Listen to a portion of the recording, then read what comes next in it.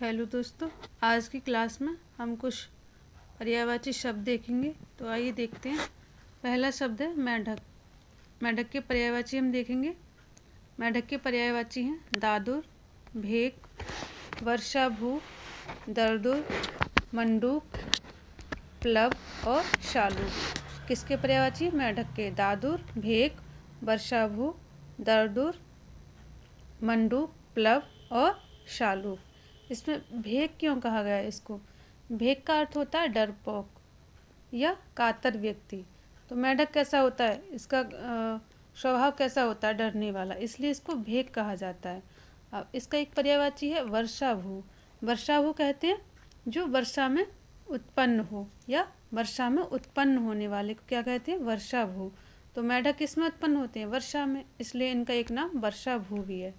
तो इसमें आप दादुर याद रखेंगे, वर्षाभू और भेक ये आप याद रखेंगे। प्लब, प्लब कहते हैं जो कूदने वाले प्राणी होते हैं, क्या कहते हैं? प्लब। तो मेढक कैसा होता है? कूदने वाला, इसलिए इसको प्लब कहा जाता है और इसको शालूक भी कहा जाता है। तो हमने मेढक के पर्यायवाची देखे और ये एग्जाम में पूछा जाता है। दादुर एग्जाम में आ चुका है, दादुर या दरदुर, और ये भेक, वर्षाभू और शालू की याद रखेंगे आप। अगला शब्द है केश। केश के पर्यायवाची हम देखेंगे। केश के पर्यायवाची हैं बाल, अलक, कुंतल, कच या गेसु। इसमें आप कुंतल याद रखेंगे, कुंतल इम्पोर्टेंट है, और अलक, अलक इम्पोर्टेंट है। ये एग्जाम में पूछे जाते हैं। कुंतल मोस्ट इम्पोर्टेंट है। अगला शब्द देखेंगे। अगला शब्द है मुर्गा। मुर्गा के पर्यायवाची हम देखेंगे कुक्कुट, ताम्रचूड़, ताम्रशिखी, अरुणशिक, चरणायुध और निशावेदी। किसके पर्यायवाची? मुर्गे के। कुक्कुट, ताम्रचूड़, ताम्रशिखी, अरुणशिक, चरणायुध और निशावेदी और यामघोष। अब इसे ताम्रशिखी क्यों कहते हैं? क्योंकि इसके सिर पे क्या होती है? शिखी होती है। जैसे मोर की होती है ऐसे मुर्गे की भी होती है, इसलिए इसको ताम्रशिखी कहा जाता है। और अरुणशिक, अरुण का अर्थ भी होता है माथा, और शिक अर्थात शिखी, इसलिए इसका नाम क्या होता है? अरुणशिक। अरुण कहते हैं उसके मुर्गे के जो सिर पे कलगी होती है कैसे रंग की होती है? लाल रंग की। अरुण में क्या होता है? लाल, इसलिए इसका नाम क्या होता है? अरुणशिक होता है, क्योंकि वो अरुणी लाल रंग की शिखा धारण किए होता है, इसलिए इसका नाम अरुणशिक होता है। अगला जो शब्द है वो है चरणायुध। अब इसे चरणायुध क्यों कहते हैं? इसका अर्थ है चरण ही है आयुध जिसके। इसका अर्थ क्या हुआ चरणायुध का? इसका अर्थ क्या हुआ? इसका अर्थ हुआ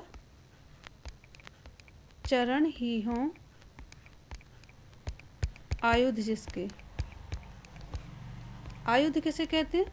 हथियार के लिए, आयुध जिसके। तो मुर्गे का हथियार क्या होता है? मुर्गे के जो हथियार है वो उसके चरण ही उसका हथियार होते हैं, उसके पैर हैं, उन्हीं से वो प्रहार करता है। अगर कहीं किसी से लड़ाई होती है मुर्गे की, आप मुर्गे से, तो वो अपने चरणों को ही अपना हथियार बनाता है। इसी वजह से उसका नाम चरणायुध होता है। यानी कैसे बना है शब्द? चरण प्लस आयुध। तो इसको क्या कहेंगे हम? चरणायुध। कैसे बना है? चरण प्लस आयुध। चरण कहते हैं पैर के लिए और आयुध कहते हैं शस्त्र के लिए, अर्थात चरण ही है आयुध जिसके, चरण ही है शस्त्र जिसके, इसलिए इसका एक नाम चरणायुध भी होता है। अगला जो इसका पर्यायवाची वो है निशावेदी और यामघोष। इसमें आप चरणायुध याद रखेंगे, ताम्रचूड़, यामघोष और निशावेदी। ताम्रशिखी, अरुणशिखी ये भी याद रखेंगे, लेकिन चरणायुध, निशावेदी और यामघोष ये इम्पोर्टेंट हैं, और ताम्रचूड़।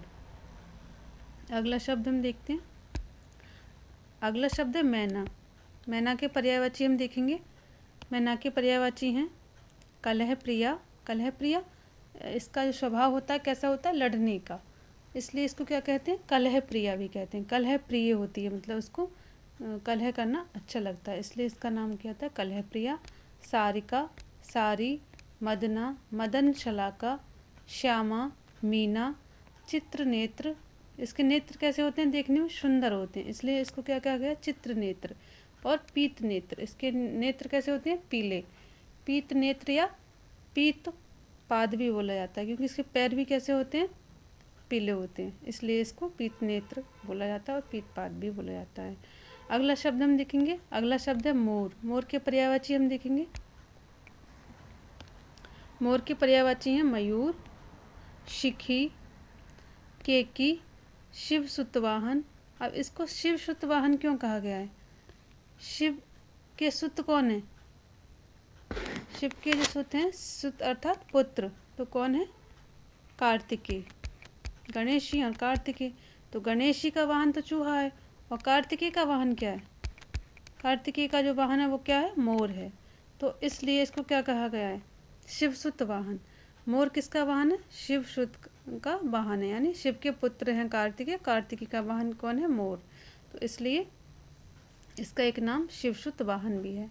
अगला शब्द, अगला इसका पर्यायवाची है कलापी, शिखी, नर्तक प्रिय। अब शिखी क्यों है, क्योंकि इसके सिर पे क्या होती है, शिखी होती है, कलगी होती है, इसलिए इसको शिखी कहा गया है। नर्तक प्रिय, इसको नाचना प्रिय होता है, इसलिए इसका नाम नर्तक प्रिय है। नीलकंठ, इसका कंठ कैसा होता है, नीला होता है, इसलिए इसको नीलकंठ भी कहा जाता है। मेघ प्रिय, जब बादल होते हैं तो मोर क्या करता है, खुश होता है, नृत्य करता है, इसलिए इसको मेघ प्रिय कहा जाता है, क्योंकि इसको बादल प्रिय होते हैं। ध्वजी, अब इसके सिर पर ध्वजा होती है, इसलिए इसको ध्वजी कहा जाता है। ध्वजा अर्थात कलगी होती है सिर पे। अगला इसका पर्यायवाची है सारंग। अब सारंग मैं आपको पहले बताया था कि सारंग जो है बहुत सारे शब्दों का पर्यायवाची होता है। सारंग मोर का भी होता है और सारंग हिरण का भी होता है, सारंग धनुष का भी होता है, तो सांप का भी होता है सारंग। इस तरह से सारंग बहुत सारे शब्दों का पर्यायवाची है। तो सारंग मोर का भी पर्यायवाची है। और शिखावल, शिखावल भी इसका एक पर्यायवाची है। तो मोर के पर्यायवाची क्या हुए, मयूर, शिखी, केकी, शिवसुत वाहन, कलापी, शिखी, नर्तक प्रिय, नीलकंठ, मेघ प्रिय, ध्वजी, सारंग और शिखावल किसके पर्यायवाची हैं, मोर के पर्यायवाची हैं। अगला शब्द हम देखेंगे, अगला शब्द क्या है, कार्तिकेय। कार्तिकेय के पर्यायवाची हम देखेंगे।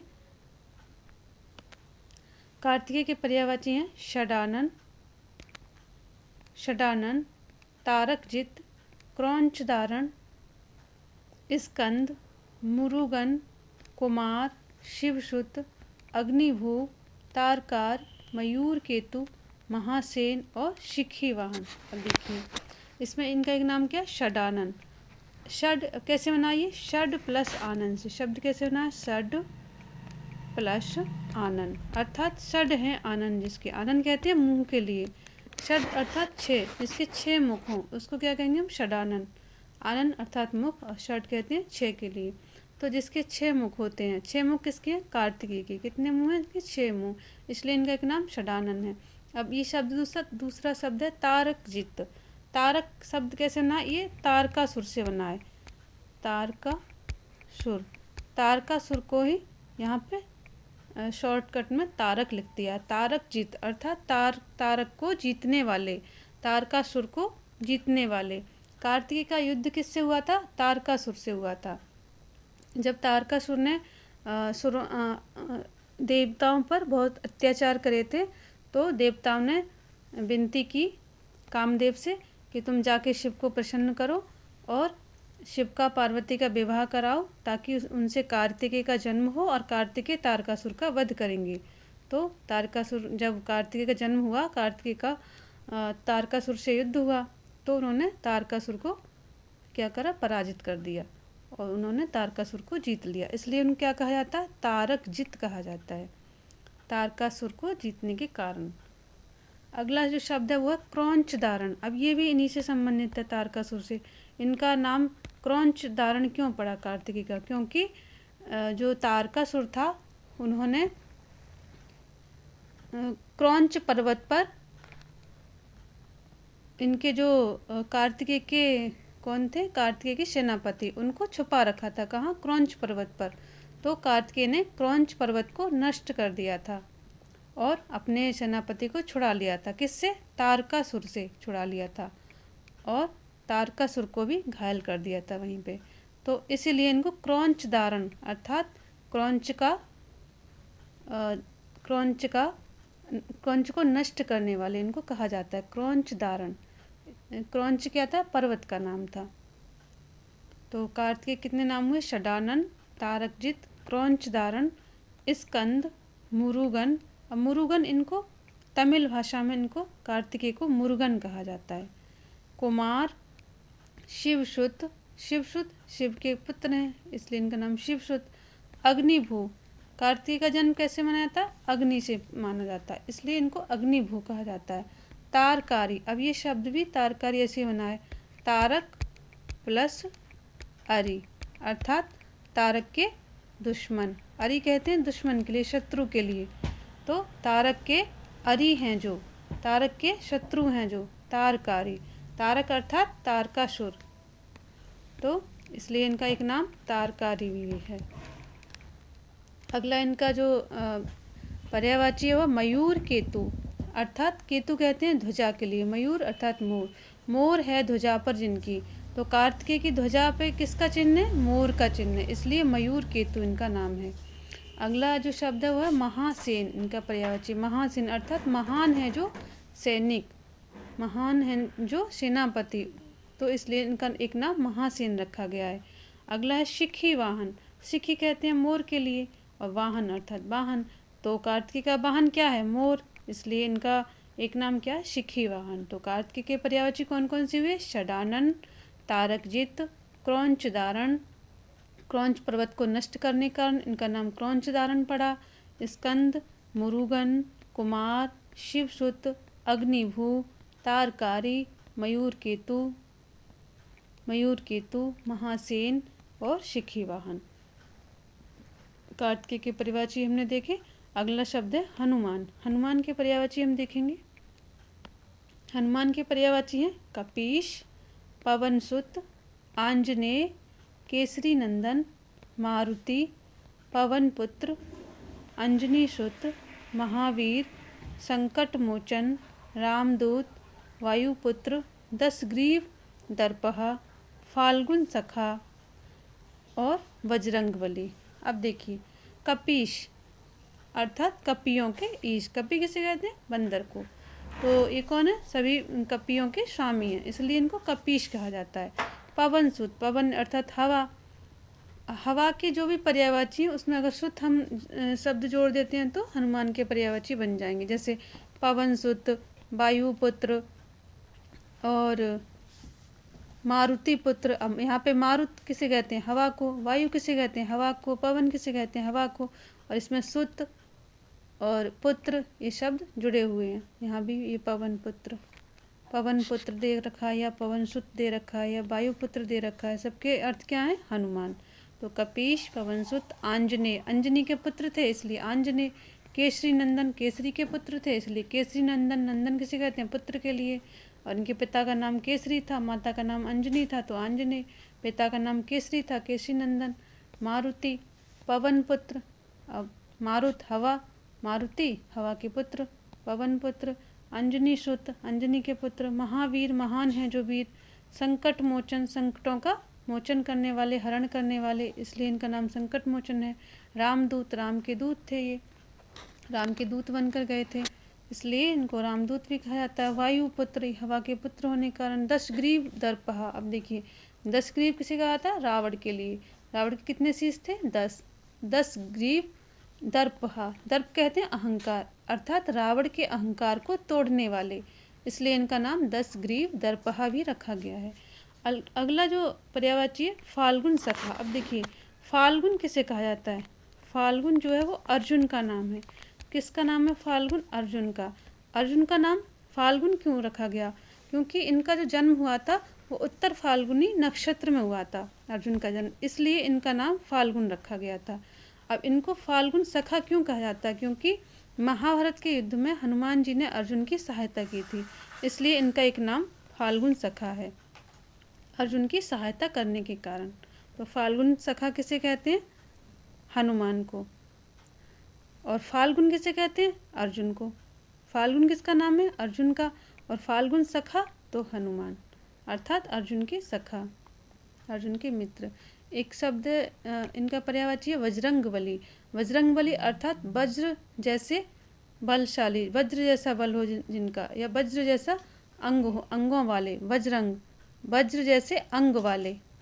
इस कैसे होना है शब्द, वज्र प्लस अंग, वज्र जैसा जिनका अंग हो और जिसमें वज्र जैसी शक्ति हो, तो इसलिए इनका एक नाम क्या है, वज्रंगबली। हनुमान के पर्यायवाची हमने देखे। अगला शब्द हम देखेंगे, अगला शब्द क्या है, मछली। मछली के पर्यायवाची हम देखेंगे। मछली के पर्यायवाची क्या क्या हैं, मीन, मकर, मत्स्य, शफरी और झस। किसके पर्यायवाची, मछली के, मीन, मकर, मत्स्य, सफरी, झस, या फिर झक भी आ जाए, झक, झस या झक, इन दोनों में से कुछ भी हो सकता है। और ये इम्पोर्टेंट है, झस इम्पोर्टेंट है और ये शफरी, शफरी, ये दोनों ही मोस्ट इम्पोर्टेंट शब्द हैं, दोनों ही एग्जाम में पूछे जाते हैं। सफरी भी पूछा जाता है और झस भी पूछा जाता है। बाकी मीन, मकर ये इतने इम्पोर्टेंट नहीं है, मकर आ सकता है, मीन और मत्स्य तो नहीं आएंगे। अगला शब्द देखते हैं, अगला शब्द है देवता। देवता के पर्यायवाची क्या है, गीर्वाण, त्रिदश, निर्जर, सुर, देव और अमर। ये किसके पर्यायवाची हैं, ये देवता के पर्यायवाची हैं। गीर्वाण, त्रिदश, निर्जर, सुर, देव और अमर। अब इनको त्रिदश क्यों कहा जाता है, त्रिदश अर्थात देवताओं का समूह। त्रिदश किस संख्या को दर्शाता है, 33 को। अब हमारे उसमें हिंदू धर्म में माना भी गया कि कितने देवता होते हैं, 33 करोड़। तो इसलिए इनको त्रिदश यानी देवताओं का समूह पूरे को दर्शाता है शब्द। निर्जर अर्थात जो कभी बूढ़ा ना हो। निर्जर किसे कहते हैं, जो कभी, या निर्जर शब्द कैसे बना, ये जरा, जरा शब्द से बना है। जरा किसे कहते हैं, जरा कहते हैं बुढ़ापा के लिए। और जो बुढ़ापा से रहित हो, जिस पे कभी बुढ़ापा ना आए, उसको क्या कहेंगे हम, निर्जर कहेंगे, निर्जर। तो इसी से ये शब्द बना है। तो देवताओं पे कभी ऐसा माना जाता है कि उन पे कभी बुढ़ापा नहीं आता है, वो कभी मृत्यु को प्राप्त नहीं होते हैं, अमर रहते हैं। तो इसलिए इनका एक नाम क्या है, निर्जर। या फिर इनको और क्या कहते हैं, सुर और देव और अमर। अमर अर्थात जो कभी ना मरे, जो कभी मृत्यु को प्राप्त नहीं होते, जो अमर होते हैं। तो इनके देवताओं के क्या क्या हमने पर्यायवाची देखे, गीर्वाण, त्रिदश, निर्जर, सुर, देव और अमर। इसमें गीर्वाण इम्पोर्टेंट है, त्रिदश और निर्जर ये मोस्ट इम्पोर्टेंट है। ये तीनों ही शब्द जो एग्जाम में आते हैं।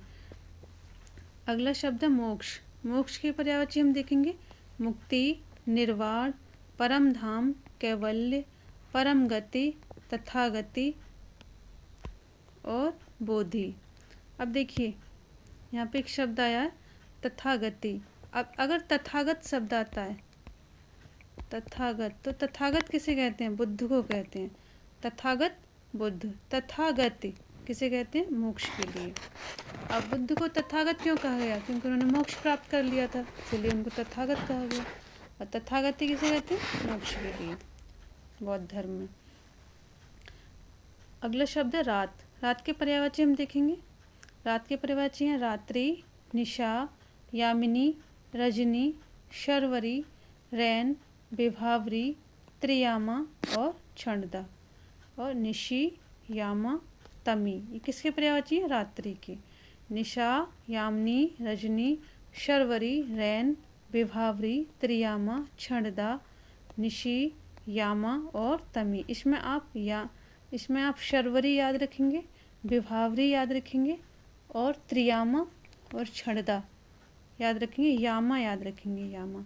ये इम्पोर्टेंट है, बाकी नहीं पूछे जाएंगे एग्जाम में। शर्वरी मोस्ट इम्पोर्टेंट है, विभावरी और त्रियामा ये भी मोस्ट इम्पोर्टेंट है और क्षणदा मोस्ट इम्पोर्टेंट है, ये आप याद रखेंगे, यामा भी याद रखेंगे। तो किसके पर्यायवाची हमने देखे, रात के पर्यायवाची देखे। आज की क्लास यहीं समाप्त होती है। धन्यवाद।